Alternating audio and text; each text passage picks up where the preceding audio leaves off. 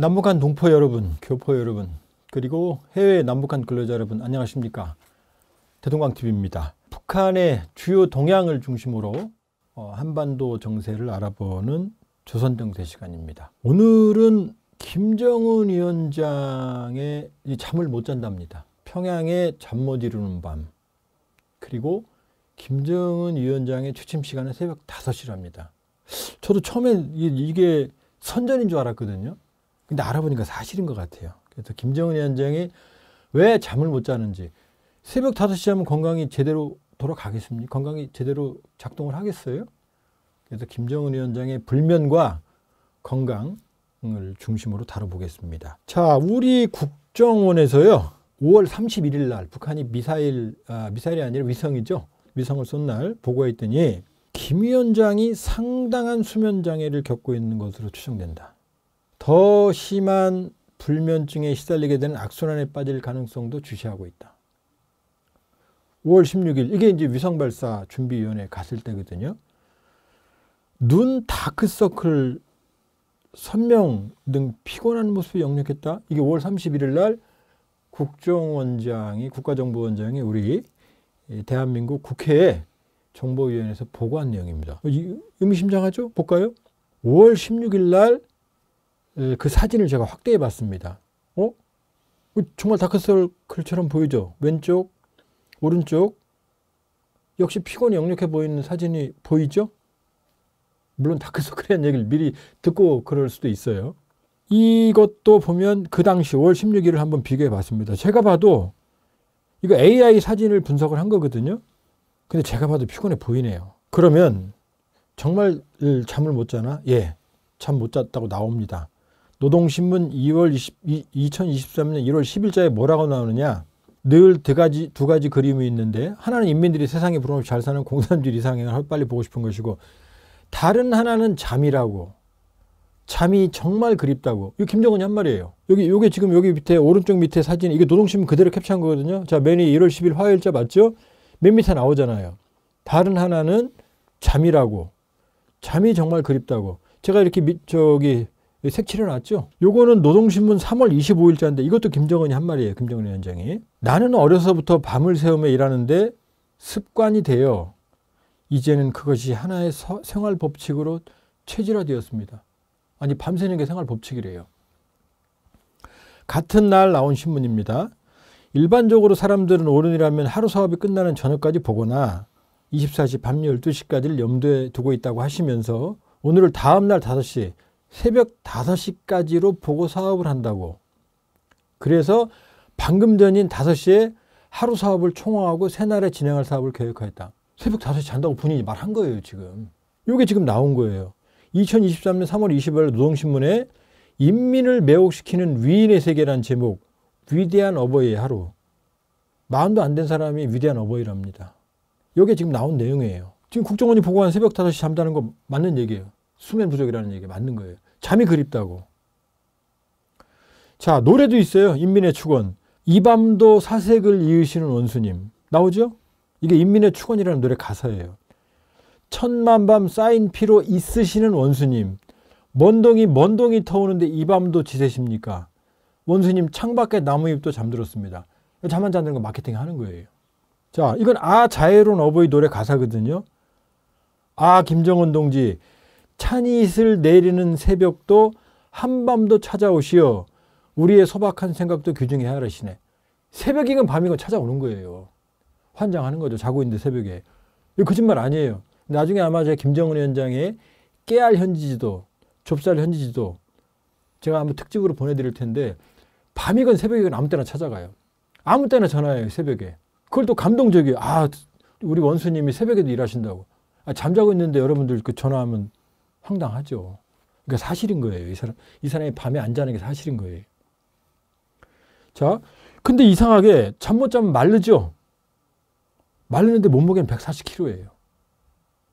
이 얘기는 추정컨대 밤에 과식을 하는 거예요. AI 지능 분석 결과, 인공지능 분석 결과 약 140kg 중반이다. 자, 왼쪽이 2012년 집권 초반 4월 11일이에요. 자, 옆에 있는 사람이랑 몸이 똑같죠? 자, 오른쪽 그림이 2023년 5월 16일 날 국가우주개발국 현지 들어갈 텐데 여기는 어떻게 돼요? 일반 사람보다 몸이 1.5배인데 거의 두 배로 불었죠. 확연히 차이가 나죠. 그 사이 몸무게가 부른 거죠. 말보로, 던일 등 외국 담배와 고급 안주를 다량 들여오고 있어 김 위원장의 알코올, 니코틴 의존도가 높아지고 있는 것으로 국정원이 판단했어요. 그런데 북한도 적극적인 금연 정책을 실시하고 있습니다. 이게 북한 애미성 홈페이지에 6월 3일에 나온 얘기예요. 우리 공화국정부는 인민의 생명과 건강을 보호하기 위해 선진적이며 적극적인 금연 정책을 실시하고 있다. 그런데 이 사진 볼까요? 여러분도 아마 가끔 보셨을 거예요. 김정은 위원장이 담배 피는 거 공개 현장에서. 자, 제가 6장의 사진을 수없이 많은 흡연 장면 중에 공개된 것 중에 자, 담배 피는 사진 맨 왼쪽에 담배 피는 사진 아래 위 하나는 실내 하나는 실외 다 손에 담배 들고 있죠. 자, 가운데 사진 맨 위는 뭐냐? 이게 김정은 위원장 전용 열차예요. 지금 재떨이가 제일 크게 있죠. 가운데 사진 아래쪽은 지금 서리 보면서 담배 들고 있잖아요.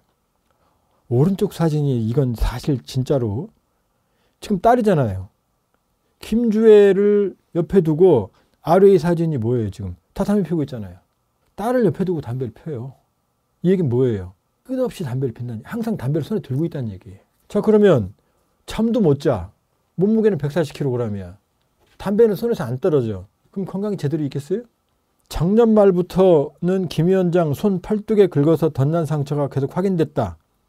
알레르기와 스트레스가 복합작용한 피부염으로 추정된다. 국정원장이 2023년 5월 31일 날 국회에 보고한 내용입니다. 자, 볼까요? 자, 2014년 10월에 김정은 위원장 집권 초죠? 지팡이를 들고 나타났어요. 84년생이거든요. 2014년 30살이잖아요. 30살짜리가 지팡이를 짚고 있어요. 2015년 11월에는 이 구두공장인데 손목을 보세요. 붕대죠? 붕대. 자, 이건 2016년 1월과 2023년 2월인데 손이 이상하지 않아요? 왼쪽 사진 이렇게 꺾고 있잖아요. 완전히 꺾고 있죠. 이렇게 자세 안 하죠. 오른쪽 사진 이렇게 꺾고 있죠. 이게 뭔가의 일반적이지 않은 손의 이상의 자세일 가능성이 상당히 높은 거죠. 자, 2022년 6월 18일 드디어 이제 사랑의 불사약을 부인 리설주와 김정은 위원장이 집에서 지금 챙기는 거거든요. 자, 김정은 위원장 가슴을 보세요. 맨살에 뭐 붙였죠? 패치 아니면은 파스로 보여지거든요. 심장 부위입니다. 심장 부위에. 집이면 가장 편한 데 아니에요. 손목에 뭐 주사자국 검은색은 뭐 이건 뭐 여러 번 있었죠. 2020년 5월에 이 왼쪽 이 사진 보면 이 손에 검은 이게 이제 스텐트 수술한 자국이 아닐까라고 그 당시 뭐 매체에서 의료진의 얘기를 빌어서 보도를 한 적이 있습니다. 그 다음에 2022년 1월에는 김 위원장 이 뒤통수 보세요. 여기에 뭐 붙어 있죠. 자, 그럼 지금 보세요. 이 젊은 사람이 지금 공개된 자리에서 우리 최고 지도자가 뭐 어디 뭐 파스 붙이거나 뭐 점 이렇게 이거나 뭐 그런 거 본 적 있나요? 거의 안 나오죠. 지금 수없이 많잖아요, 지금. 그럼 김 위원장의 병명이 뭔지 모르지만 지금 끊임없이 잔병 치료나 어쨌든 치료의 흔적들을 발견할 수 있는 거죠. 자, 잠은 못 자요. 담배는 손에서 놓질 않아요. 몸무게는 140kg이에요. 140kg 중반대. 그 다음에 여기저기 아픈 끊임없이 숨길 수가 없죠. 주사자국이나 파스나 이런 것들은. 지금 다 보셨잖아요. 그러면 건강 이상설은 나와도 이상하지가 않은 거죠. 자, 오늘 마지막입니다. 김주애는 대동강TV에서 확보한 첩보가 아니라 정보 수준의 내용들이 많이 있습니다. 김주애 특집으로 조만간 여러분에게 알려드릴 거고요. 여러분이 몰랐던 사실을 알려드릴 거고. 자, 그러면 이 손목에 주사바늘이 있던 게 바로 김주애가 바로 옆에 이게 국가우주개발국을 김주애랑 5월 16일 날 간 거거든요. 자, 김주애 앉아있는 모습 보세요. 김정은. 국가우주개발국에 10살 조금 더 넘은 애가 저렇게 얌전히 앉아서 뭐 하고 있는 거죠? 그런데 여기 지금 그때 이 오른쪽 담배 피는 쪽에 보면은 손목에 주사바늘 자국이 있죠? 자, 이어서 같은 장면 사진입니다만 우주개발국에 김주애가 왜 가죠? 저렇게 얌전히 해서 김정은 위원장이 보고받고 지시하는 내용을 지금 보고 있잖아요. 자, 김주애가 후계자인지 아닌지는 모릅니다. 그거는 알 수가 없어요. 왜냐하면 북한이 후계자를 확정했다고 공개한 적도 없고 후계자를 확정하기 위해서는 당 전원회의나 아니면 여러 가지 형식을 거쳐야 됩니다. 정주국회의나. 그러나 그런 적이 없었어요. 그러나 확실한 건 지금 하고 있는 이 사진의 모습은 김정일과 김정은이 후계자일 때의 후계 수업 형식과 100% 일치합니다. 그러니까 지금 말씀드릴 수 있는 건 후계자인지 아닌지는 모르고 김정은 원장 후계자로 낙점했는지 그건 몰라요. 알 수가 없어요. 그러나 모든 형식은 김정일과 김정은의 후계자 시절의 형식과 동일합니다. 오히려 그것보다 더 후계자 수업에 가까워요. 자, 그럼 마지막에 하나, 대동강TV 하나의 추측 생각을 해보면 저렇게 나이 어린 봉건적인 북한 정치 문화에서 나이 어린 김주애라는 여자아이가 끊임없이 현지 지도에 동반되는 건 김정은 위원장의 건강 이상, 만성화되는 건강 이상과 관계가 있는 게 아닐까라는 게 대동강TV의 추측 생각입니다. 이건 팩트는 아닙니다. 감사드리고요. 다음 시간에 뵙겠습니다. 혹시 내용이 도움이 되셨으면 좋아요, 구독, 그리고 알람까지 부탁드립니다. 고맙습니다.